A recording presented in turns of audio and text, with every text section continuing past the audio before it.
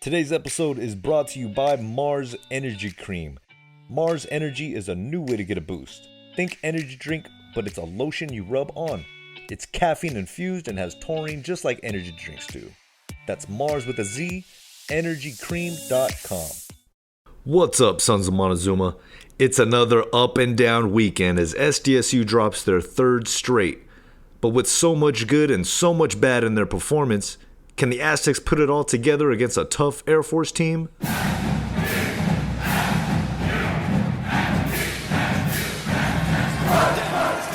going to throw it, fires it, sideline, and it is caught! Brooks! Touchdown! San Diego State, 35 yards. Ginty, good cutback, lots of room. He's 40, like a rocket. Look at Ginty go, breaks a tackle. He's 20, he's 10, he's touchdown! 58 yards! Armstead, hit, spun, hit again, reaches, touchdown! First and 10. Nathan thinks about throwing, and now he's going to come up the gut. He may have lost the football. Boise State may have it. And the Broncos do have it. And Green trying to get outside. He does! Green to the 5, and he's in! Touchdown! Talon Green! Missed field goal, the fumble at the goal line after that long kickoff return to open the game. All right, everybody, welcome back to another episode of the Sons of Montezuma podcast. It's your host, Mateo, and I am joined by my two fellow co-hosts, K5 James and Dirtball Dan. It's a little bit of a different episode. This is not going to be a fun one because we're coming off, the Aztecs are coming off their third straight loss. The last 48 hours have not been too fun. Of course, we're recording this on a Monday night, so we've had a couple of days to kind of let our reactions build up or simmer down, however you guys are feeling. But of course, everybody knows by now the Aztecs dropped 34-31. The Aztecs fell to Boise State, and it was kind of an up and down game. There was a lot of good, a lot of bad, a lot of ugly, and then there were some really standout performances as well. So, coming off of this really tightly contested game that came down to an onside kick, we've had that be the case with us a few times with opponents trying to creep their way back into it. It was our turn to kind of try to creep our way back and try to make something happen towards the end. James, what were your thoughts? Because I know we were feeling pretty positive coming into this game against Boise. How do you feel when you see the end result, 34-31 Broncos? Kind of similar to what I was expecting. I thought it was going to be a good game. And I knew we all knew the problem going into this game was we wouldn't be able to stop the run. I felt that they were going to do better against it than they did. Obviously, they did not play very well against the run, and I think that was just the key difference in the game. They kind of like when we played Oregon State. Anytime they threw the ball, it's like, oh yeah, that's great for us. And I felt pretty similarly against Boise State as well. That anytime they threw the ball, I felt that was good for us. Unfortunately, unlike Oregon State, Boise State's coaching staff is pretty smart, and they realized that we couldn't stop the run, and they kind of stuck with it. And I think that was just the big difference in the game.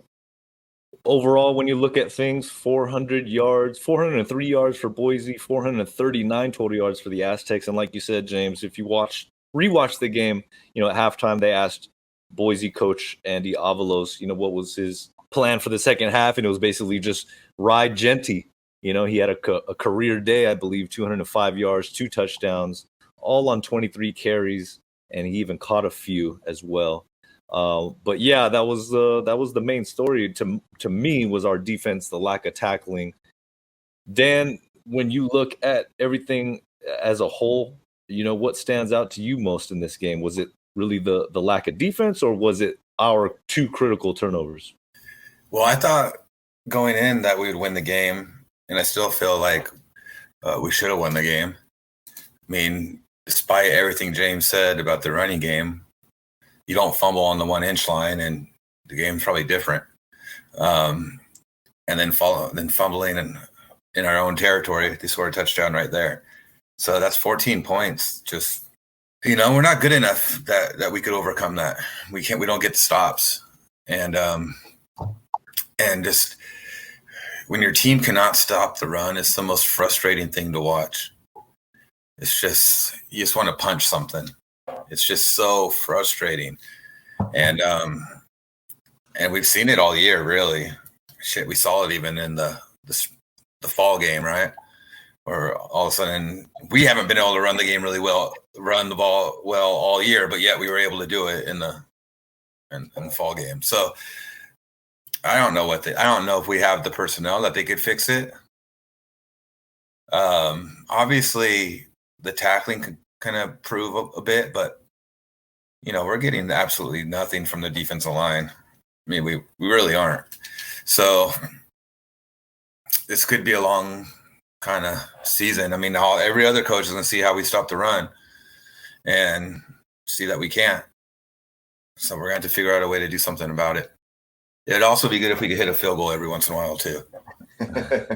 So before we get into some of those like really hard pressing issues, because you look at the score 34-31 and you think, okay, it was competitive, which it was close, which it was, but there are some really glaring spots moving forward that I think we need to look at. But before we get into that, just a couple of the stats. Taylon Green, 12 of 22, 162 yards, and 1 touchdown. That first touchdown they had was like a double move that he caught one of our defensive backs slipping and got his only touchdown pass of the day. And really, he wasn't effective through the air at all. So it was all Genty and that offensive line just, making holes and him running over people. On the flip side, Jalen Maiden, 16 of 22, 241 yards passing and a touchdown pass. Should have had a touchdown run in that first quarter, like you said. And, man, I think he was perfect in that first half. I don't think he missed. He didn't have any incompletions in that first half. So, some really good performances on that side. And then, of course, receiving, Balin Brooks, 5 receptions, 117 yards and a touchdown grab for the freshman. He's, if there's a bright spot, he is definitely it. Not having Mekhi Shaw for a second straight week out there on the field, and he came up big, Brooks. But, the penalties were pretty even.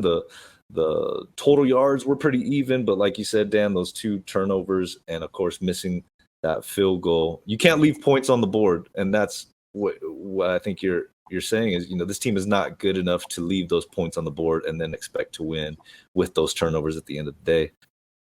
When you look at this defense, taking over for Rocky Long, it's already been a few years, so it's nothing new. But compared to these past 2 years, that rush defense has been slipping down in the rankings. And this year, right now, where we stand, I believe we're like in the hundreds, as far as our rush defense. And not having that production there.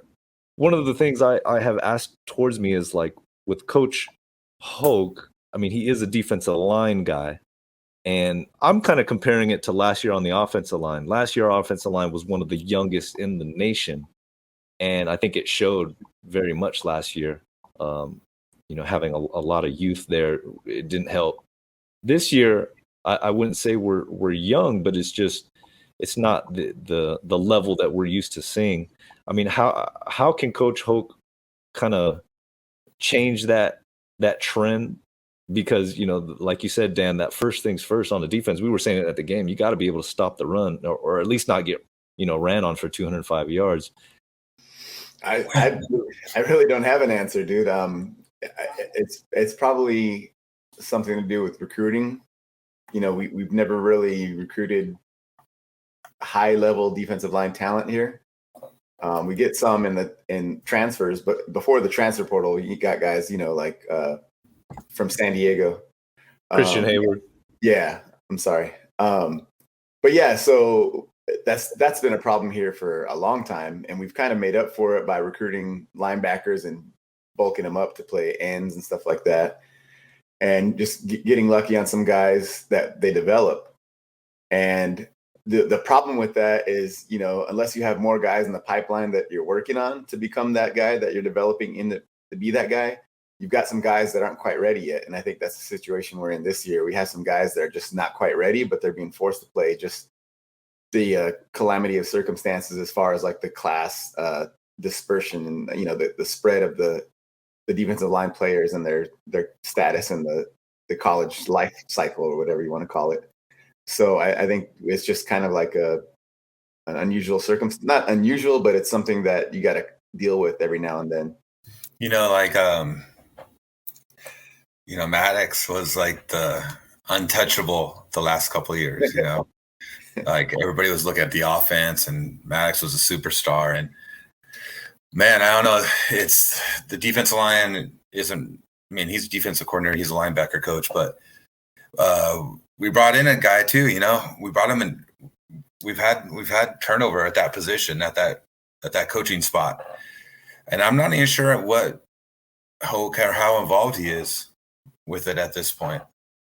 Everybody kind of wonders, but it's the defensive line's one part, but it's really, linebackers and secondary too with their tackling. I'm a big Des Malone guy, and he looked silly on a couple tackling attempts. We always seem to be attacking on defense with their front seven, and then the soft by our DBs tackling. I don't know if it's a culture thing. If it's maybe that toughness of Rocky Long is kind of not there anymore, or we don't have the athletes. It's kind of. That was embarrassing. That was like a really embarrassing game to watch if you're someone that loves defense or you're a big time Aztec fan and you're watching this and you're thinking, oh my God, this is embarrassing. We can't. That touchdown run at the end, they knew they were going to run it. And we weren't even close to slowing it down. I left that game probably more mad than I had been, because we should have won this game. We didn't have to be amazing against the run. We didn't have to be good against the run. We just couldn't be god awful, and that's what we were. Watching NFL games, you do see a lot of these instances where guys miss tackles. They, blown assignments. Thinking about the Raider game last night in particular, but it's not something you can just say, okay, well, it just happens. We've been saying this about this team all year. Of course, they've played some really tough talent. I think the last 4 teams we've played are a combined 12-5. But still, that doesn't really make you feel any better. Say, oh, we're playing good teams. All it does is just shine a light back on you and see how far away your team is. And in this case, the Aztecs. So the outlook of the rest of this year, we got Air Force coming up. And I know, James, you have your thoughts on moving forward against the run against Air Force, but I don't see any gimmies on the rest of this schedule. Maybe Utah State, because they look like a shell of themselves, but that's a whole nother episode. But the rest of this year, there's absolutely no gimmies. Yeah, it's one thing for a guy to miss a one-on-one tackle. That's that happens, but it's multiple guys missing tackles on one play, and the part that's disappointing and disheartening, because you can. One-on-one is tough to make a tackle against a good athlete, man. You're not going to blame a kid for that. But when it's like 3 or 4 guys missing a tackle on a run, that's tough, man. That comes down to like Dan was mentioning, like kind of like a culture thing. And that's kind of worrisome going forward. Maybe it's just an aberration this year, just the makeup of this team. We'll see going forward. But that's kind of to me, this isn't just like, oh, a couple guys missed tackles in big situations. That wouldn't be a big deal. It's disappointing, but it's not a big deal. The issue is that there's so many missed. Every game it's been, I think we're like double-digit missed tackles in every game we played so far, and that's concerning. And then regarding the defensive line, is going into this last offseason, they knew it was an issue. How are we going to get better in the transfer market if we don't really have a strong NIL? And you see it on our defensive line, and that's what we will see it, because we struggle recruiting that position anyways. So to be able to get it on the transfer market when a defensive line and offensive line is a need for every single team, man, it's going to be hard for us unless we really get something on the something going NIL to where we could get a couple of these kids, man. But yeah. I'm concerned going forward. I think behind quarterback is probably the most premium position in the college game. So yeah, it's not easy to get high level defensive line talent. So I agree with the staff's philosophy in recruiting as far as that position, but I agree they need to do something to augment that for situations like this where we know we have a bunch of guys graduating, and to try to bring in some guys to kind of bridge the gap until the guys are developing already. So just to touch up a little bit on that NIL aspect of it, just want to let everybody know this Saturday we are going to be having a watch party down at Aerosmith in Miramar, off of Miramar Road. I think it's Aerosmith Court. But we've had them there before for basketball, and the turnouts were really, really good. Of course, basketball went on an amazing run.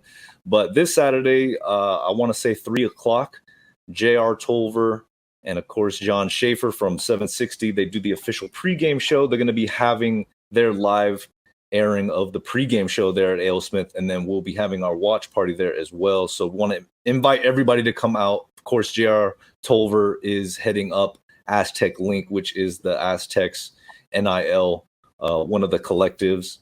And so, just talking about NIL, it's tough off of the heels of this type of performance and these last 3 games. It's a challenge to then turn around and tell the fan base NIL, it's something we need to invest in. But I would say this, whatever the challenge is, whatever the disadvantage is, turn it into an advantage. Right now, we're looking at a program that, like you said, Dan, needs that NIL boost. And, if we keep seeing these type of performances, that's a clear indication that, yes, Aztec Nation needs to step up and invest that money and really hear Aztec Link out and see what they're talking about. And of course, make the decision on whether that's something that you can, set some funds aside, because those are the areas that we're lacking in compared to other Mountain West teams. And so this Saturday, 3 p.m., the game starts at 5 p.m., I want to say. Aztecs against Air Force will be at Aerosmith, so definitely come on out. We usually have a good time, and go support the NIL collective Aztec Link as well. Here's what I would say to those people that say, after coming off these 3 games, like, why should I get involved? Why should I help? It's not going to change unless they get the resources to make changes. So if your attitude is, well, they're losing, so why would I support them? That's like the exact opposite attitude you should have, because it's not, if you don't support them, it's going to kind of like a snowball rolling downhill. It's going to just get bigger and bigger. The only way to stop it is to throw some things in the way, and that's support for the program. And I like the idea of NIL because, it goes pretty much directly to the players versus the program. They put it towards paying bills to keep the lights on and stuff, which is important as well. But if you want a specific team to improve, NIL is the best way to do it. The cool thing about the Aztec Link, too, is they have so many different options. I mean, they have something, I think, where you could donate just like a couple bucks or something. I happen to do just $50 a month, and I don't even take advantage of some of the offerings that they get for that, but there is some cool stuff on there. So, it's going to take everybody. It's going to take a village, right?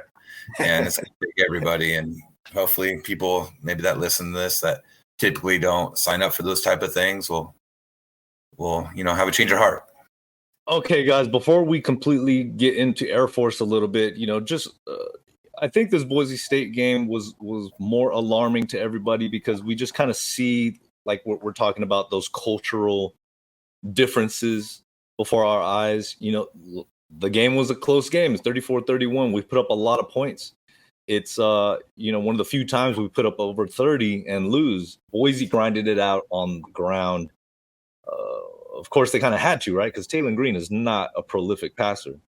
But then when the Aztecs offense takes the field, that grinded out mentality is what we were used to seeing in those Rocky Long days, those, Jeff Horton days. And now with, of course, Ryan Lilly at the offensive coordinator spot, I think you have to walk away from that offense and be saying, there are some really good things cultural wise, in the offensive cultural aspect of it, where we have this dual threat quarterback that's able to throw the ball. We have some young receivers stepping up and putting points on the board, moving the ball through the air. I have to think he's very pleased in what he saw in certain areas. On the ground, however, I think if you look at the carries, Keenan Kristen and Jalen Armstead, 12 carries and 10 carries apiece. And then, of course, Jalen Maiden on the ground as well. He had over 80 yards rushing. So the rushing yards total wasn't bad. It wasn't, dominating or anything like that.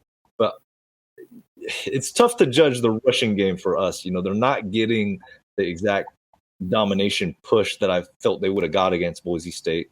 I don't think Boise State's defense is anything, amazing. But to see Kristen and Armstead, they're getting their carries.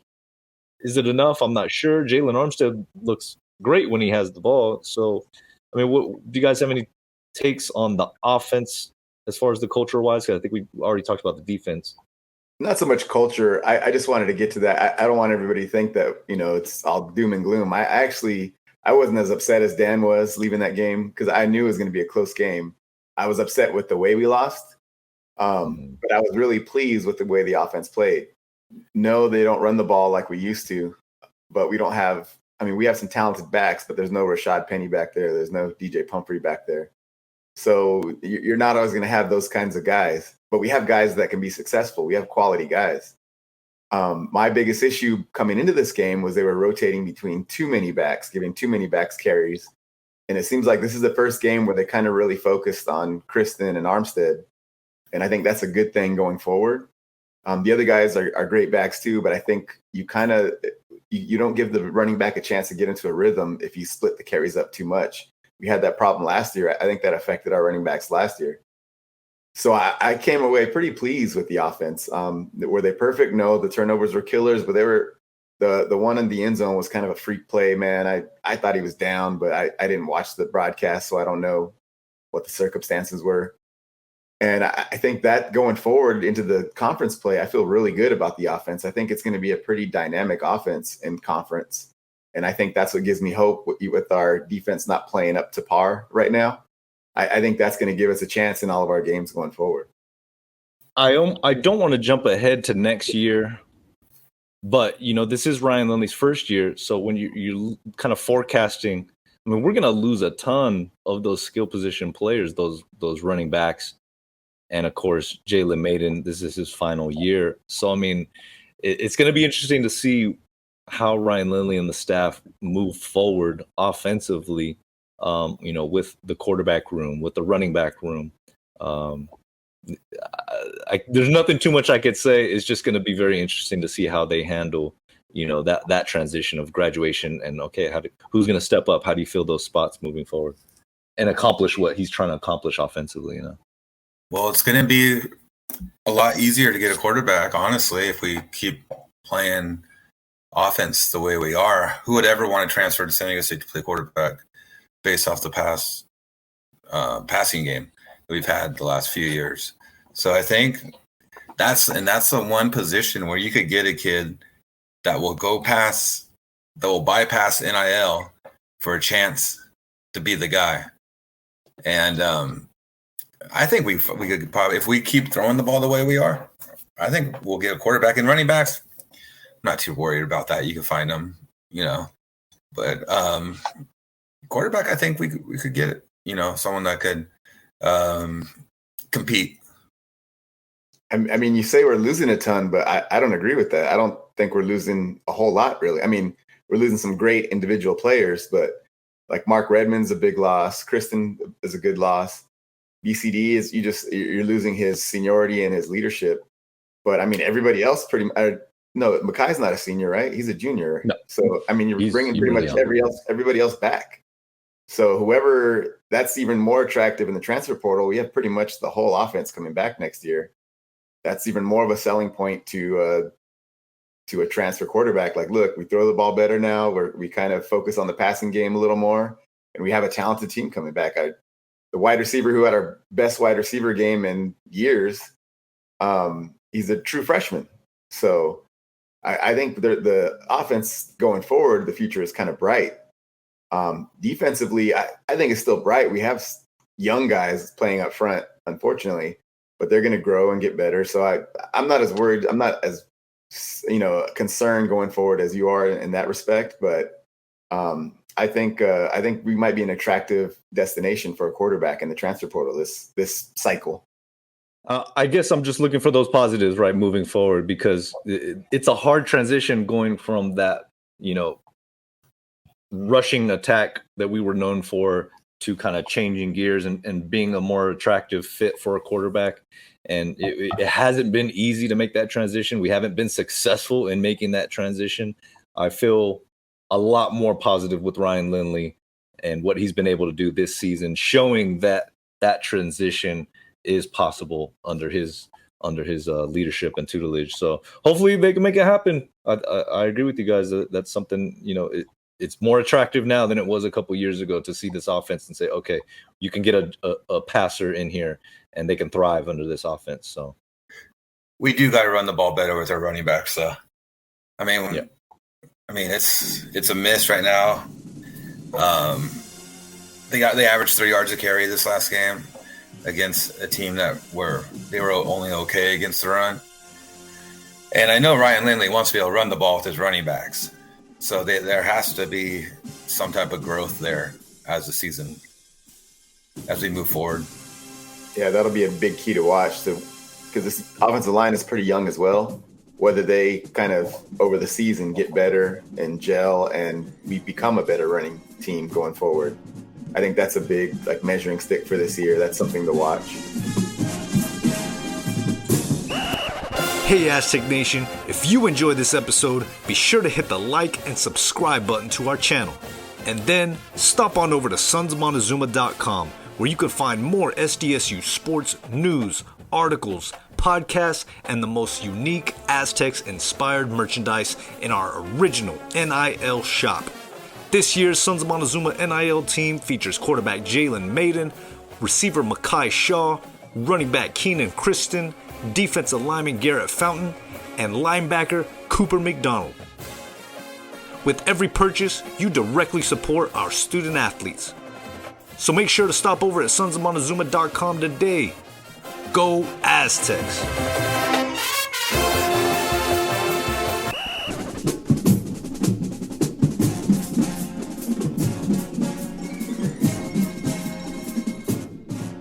Well, talking about the rest of the year, the Air Force Falcons are next on the list. Of course, we travel there this Saturday. Air Force, guys, they are 4-0, 2-0 in the Mountain West already. They are on a 9-game winning streak if you add in from the carryover from last season. And that's tied for 5th longest active in the country. They've won 4 straight home games in that winning streak. And they are already the 5th opponent for the Aztecs this season to have had at least 9 wins and played in a bowl game a year ago. So it's not getting any easier. We knew this was going to be a gauntlet of a stretch here, these last 4 games. And so far, 0-for-3, guys. I mean, we know what it's going to take to beat Air Force. Everybody's talked about it. We played Air Force many times. They've been in our conference for as long as I can remember, since the WAC days, and they run that offense, that option offense, where you got to just, suffocate the middle, stop the fullback dive first, as we always heard Coach Rocky say back in the days. And it hasn't changed, but Air Force has definitely recruited a much better athlete these last few seasons, and it's showing. Their defense is locked down again. They are one of the best defenses statistically in the nation. How do we win this game, guys? I mean, do you, James? I know you said that stopping their offense is something a little better for our athletes to be prepared for. I wouldn't say better, but it's a different thing. It's not like they're going to line up a big offensive lineman and run it down our throats. It's more of like a discipline thing, and knowing your spot and filling your gap and filling your guy. Whether this team can do it, we'll find out. But I don't think you can look at their performance against the run previously and use this game as a measuring stick, because it's a different situation. They very likely will be running it for 500 yards this game, but I I don't think projecting forward, you can kind of take our prior 4 games and our 5 games, whatever it is, and use that to determine what you think they're going to do against this offense. That being said, it's going to be tough. You got to be disciplined and you got to freaking tackle. And that's my biggest concern is tackling. Because if we miss a tackle against Air Force, a lot of times they get you in one-on-one situations where there's one guy that's got to make the tackle. And if you don't make that tackle, he's gone. Got anything on that, Dan? Do you take any of these previous games and relate it to what's upcoming? Oh, man. I kind of tend to agree with James, but our run defense was just so bad, it was just so bad. I question like our defense's fight, toughness. And I think that could show up in a lot of different types of offenses that we're going to have to play against, they just got to be tougher. And I have concerns there for sure. If we stopped Boise and we held them to 80 yards rushing, I'd probably be a little bit more confident going into this game. But it's not the case. I know they're going to run it up and down the field. We just got to be really efficient on offense. That's what's going to be the key. We can't have 3 and outs. We can't turn the ball over. Our offense is good enough to win this game.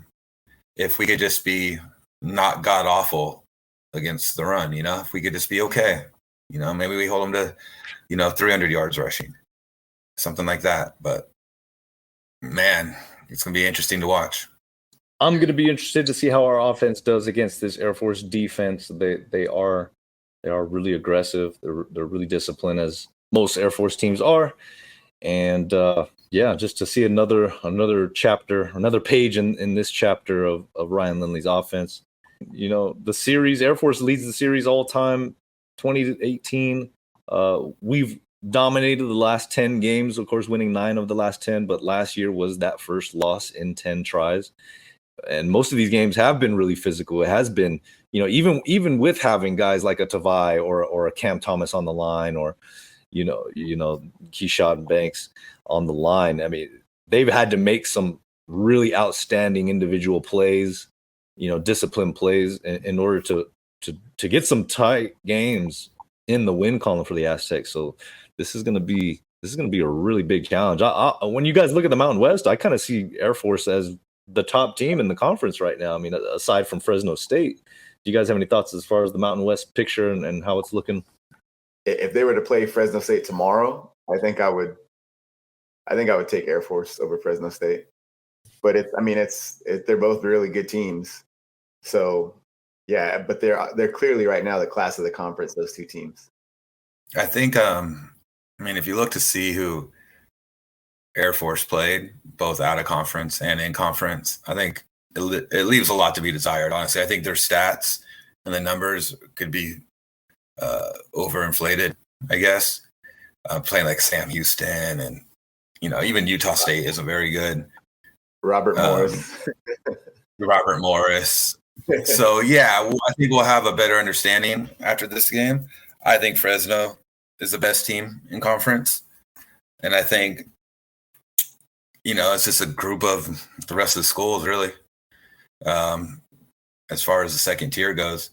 But, yeah, I'm impressed with Lindley, and I want to see what he could do. I'm like, that's one stressor I don't feel I have as much now is our offense.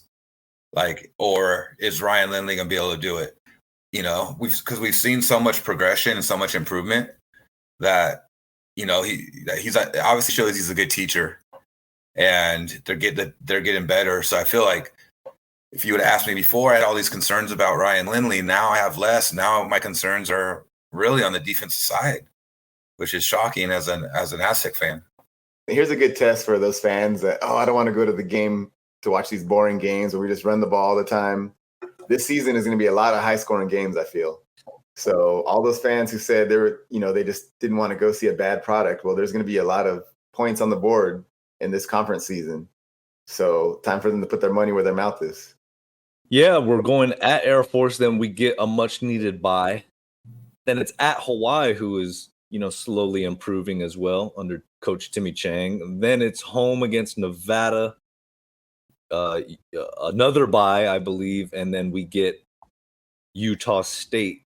So those next 3 games after Air Force, I mean, I think it's going to be a lot of offense going around. But no, I hear what you're saying, Dan, and I really agree. The results may not be what we're looking for as far as the final score, but there's no way you can look at this offense under Ryan Lindley and say they're not improving, they're not on the right track. And, whether it's, turnovers or certain things, the guys are out there trying to make a play. They're making the right play. They're trying to make a play. You just got to finish. It's not a case of the offense looks inept or lost or, they're not on the right page. It's just those cleaning up those mistakes. And I think this offense could really turn a corner, and who knows? I mean, when's the last time you saw an Aztec offense with so many wide receivers open all the time? It seems like there's always a guy in space, and it's been so long since we've seen that from our offense where guys are just wide open and all the quarterback has to do is get him the ball. So that's a big time improvement over what we've had here probably for the last decade. We've kind of depended on wide receivers to go up and make plays over guys in the last 10 years or so. So it's kind of nice to have an offensive system that's kind of making it not easy, but putting guys in a good position to make plays. All right. Anything else, guys, you want to add to this? I think we should tie a bow on it. This is kind of a tough listen. Tough recording for us, for sure. We're all feeling really down and trying to gleam for the bright spots. But any final thoughts? Any final thoughts moving forward? No, I think we're going to need this bye week coming up as much as the team does. Yeah. I need a break. All those home games in a row, man. that was rough.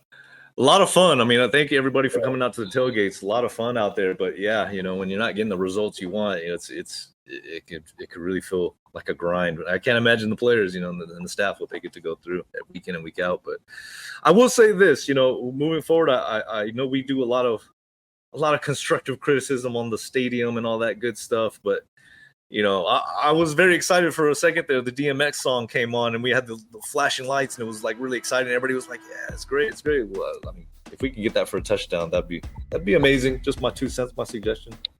Yeah, we were talking about it. Why doesn't that happen every time we score? That should be I didn't even know they could do that. So yeah. Why don't they do it all the time? Still a lot of things hopefully improving at Snapdragon Stadium. But hey, we want to thank you guys. Thank you, the listeners, for keeping up with us and continuing to support. Make sure you guys are checking out the NIL shop and more things to come. Actually, basketball season is going to get here very, very soon. So some good things are in the works. And definitely check out this Saturday at AleSmith. If you make it out to the watch party, 3:00 for the pregame show, AM 760. Aztec Links JR Tolver, he does the pregame show with John Schaefer every single game. So definitely come out, support, shake a hand, and toast an AleSmith State Ale. Guys, thank you for making the time. I know it's a busy Monday. Appreciate you guys. And I look forward to talking some more Aztec football, hopefully with a big win after this Saturday. All right, on behalf of the guys, K5 James, Dirtball Dan, make sure you're checking out sonsofmontezuma.com. Go Aztecs. I'm an Aztec warrior. Grind. Yo.